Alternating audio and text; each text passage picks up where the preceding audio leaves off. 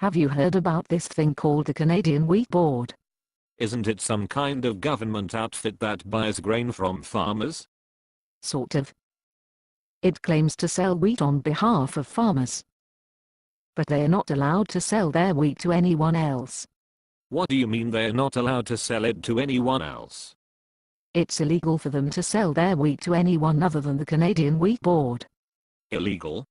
So you can go to jail in Canada for selling wheat to someone other than the government? That's right. But only in Alberta, Saskatchewan, or Manitoba. This whole thing sounds crazy. I mean, this is Canada, not North Korea.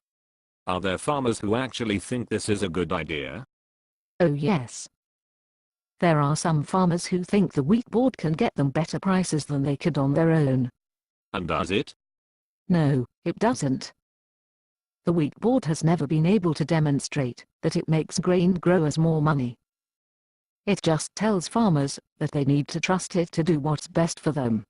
If I was a farmer, I wouldn't find that very reassuring. The last time I trusted someone like that, I wound up with a closet full of ShamWows. I know what you mean. After my last boyfriend swore up and down that I could trust him, he took off to Las Vegas with my credit card and the floozy from next door. Why don't these farmers grow something other than wheat? Then they wouldn't have to deal with this nonsense. How is that fair? That's like telling Wayne Gretzky he should be playing tennis instead of hockey. Besides, there are less and less farmers out west growing wheat all the time. But they can't get completely away from it. Since we are on the northern edge of where you can grow things in North America, their options are limited. Kind of like the Liberals right now with Michael Ignatieff. You're right, that doesn't sound very reasonable. Didn't there used to be a wheat board in Ontario? That's right, there was. It ran independent of the Canadian Wheat Board, and sold all of the wheat that was grown in Ontario. It's actually still around, but no longer mandatory. Ontario farmers now get to decide for themselves who they sell their wheat to. So what happened? Did they start growing more wheat, or did they grow less of the stuff? They now grow more wheat than ever in Ontario. The same thing has happened in Australia. After the wheat monopoly down there became voluntary, farmers actually grew more wheat. Well, that says a lot, now doesn't it? Why doesn't the Canadian government simply make the wheat board optional for our farmers as well? I suppose it's another one of those things that conservatives can't do, unless they get a majority government. That's what they will tell you, but it's just not true.